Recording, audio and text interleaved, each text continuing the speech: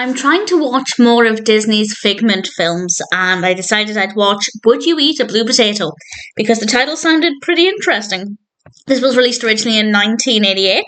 It's directed by Robin Allinson Smalley, written by Jamie Simons, and this stars Billy Barty as the voice of Figment. And Figment is an animated character who is actually connected to Walt Disney World, and they released a series of educational shorts featuring this character.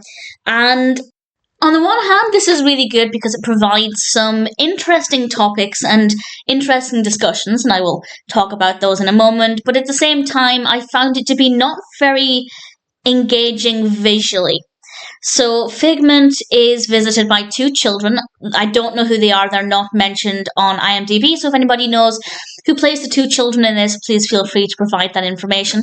And they are a bit confused because Figment offers them some food, but he offers them food that's a slightly different colour, in fact a very different colour, such as blue potatoes. I think it was green milk. And we have some other foods that are not the traditional colours, and the children have to explain to Figment that actually they don't really want to eat that food because certain colours make them feel certain ways. And the entire episode, or the entire film, which is about 20 minutes, is all about how colours make us feel different things. But what's really good about this, and as I said, the message itself is really great, is that the two children each have different responses. For example, one of the children loves the colour yellow. It makes them feel very calm, which I think is a very classic response to the colour yellow. But the other child explained that they don't like the colour yellow because it reminds them of lemons, and they don't like lemons. And I thought that that was really interesting because I think it's very easy for us to all think that, oh, well, blue makes everybody feel calm and yellow is a happy, sunshiny colour. But actually, we all have different experiences, and everything is slightly different for everybody. I feel like everybody would have the same response to blue potatoes, but you never know.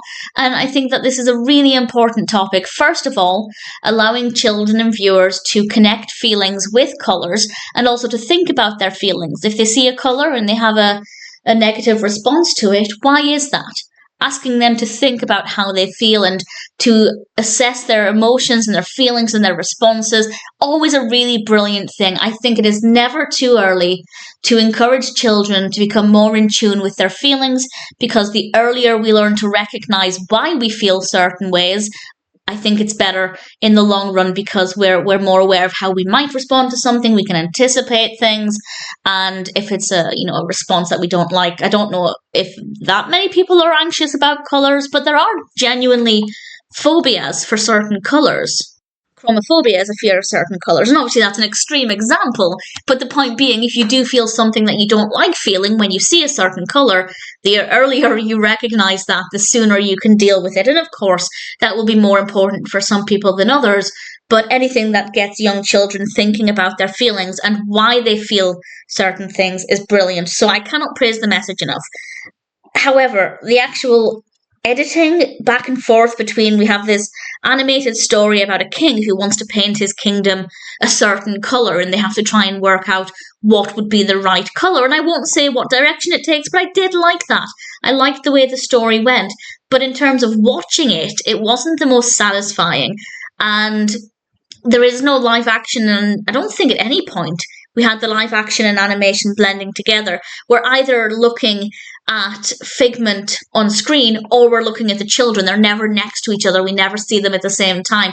And that just makes it feel a little cheap, because I'm presuming it would be more expensive, more time consuming to combine the two rather than just cutting from one animated slide to one animated cell to a live action clip. I feel like I could do that, put it that way. I could put an animation clip and then splice it and put a live action clip in the middle. I could do that. So it's clearly a lot easier to do that, and it just makes it feel not as good as if they'd made a little bit more effort and made Figment interact more with the live action environment. I think it would have been a little bit better. So visually, it's not great. The children are likable characters. Figment is a perfectly likable character, but the message is wonderful.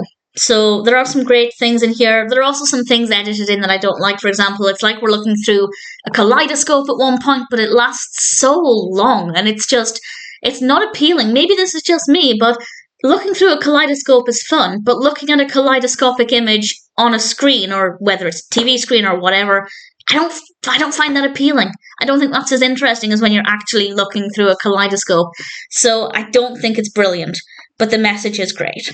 And Figment is an interesting enough character. I'm not desperate to see more Figment films, but I will. I will watch some more. I'm just not in a hurry. But for now, I don't mind having seen Would You Eat a Blue Potato? If it sounds like it would appeal to you, if the topic sounds like it would interest you, or if you're new to the character of Figment, absolutely check it out. But that being said, I think there was still a lot of room for improvement.